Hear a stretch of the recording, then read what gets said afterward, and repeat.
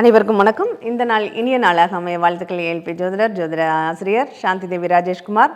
இந்த 2026 எனக்கு நல்ல காலம் எப்போதுங்க பிறக்கும்? இந்த வருஷமாவது நான் புதுசாக ஏதாவது ஒரு தொழிலை செய்ய முடியுமா, இல்லை புதிய ஒரு துறையில் புதிய ஒரு நிகழ்வுகளை செய்ய முடியுமா அப்படின்னு கேட்குறவங்களுக்கான பதிவு இது.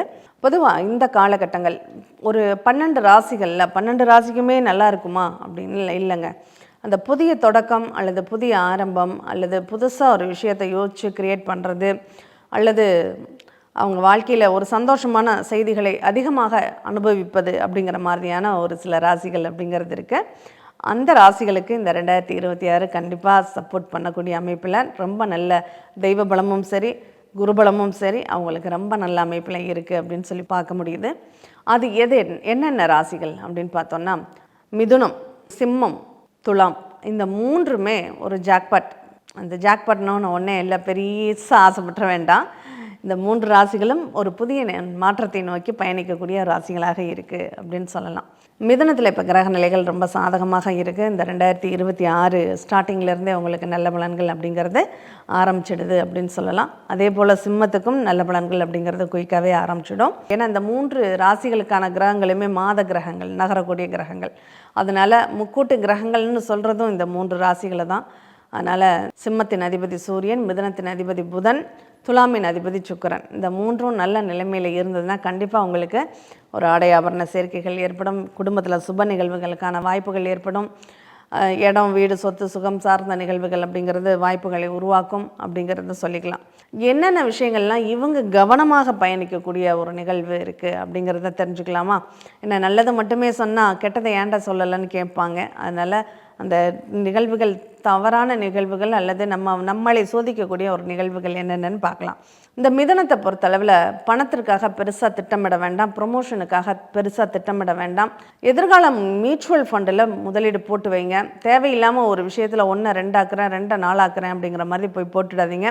அது உங்களுக்கு ரொம்ப ரொம்ப ரொம்ப சிரமத்தை தரும் அப்படின்னு சொல்லியிருக்கு. அதனால் இந்த மிதுனத்தை பொறுத்தளவில் இந்த இடங்களில் மட்டும் கொஞ்சம் கவனமாக இருங்க. அப்பா கிட்ட வாக்குவாதத்தை தவிர்த்துக்கிறது நல்லது. கூடுமான வரையும் அப்பா கிட்ட ஆசீர்வாதம் வாங்க. அது இன்னும் உங்களுக்கு ப்ளஸ்ஸான ஒரு சூழ்நிலைகளை உங்களுக்கு உருவாக்கி கொடுக்கும் அப்படின்னு சொல்லலாம்.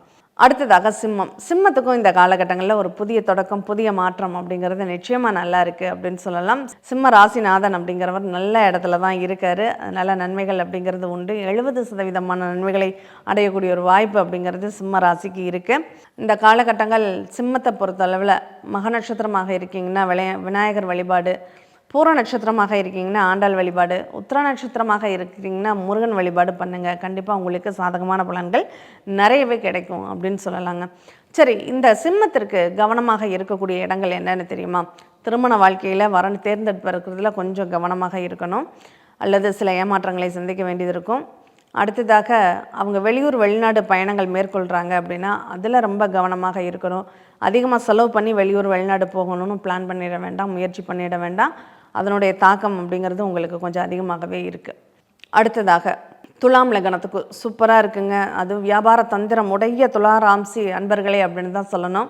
அந்த வியாபார நுணுக்கம், வியாபார பேச்சு, வியாபார தந்திரம் அப்படிங்கிறது உங்களுக்கு ரொம்ப நல்லாவே இருக்குது.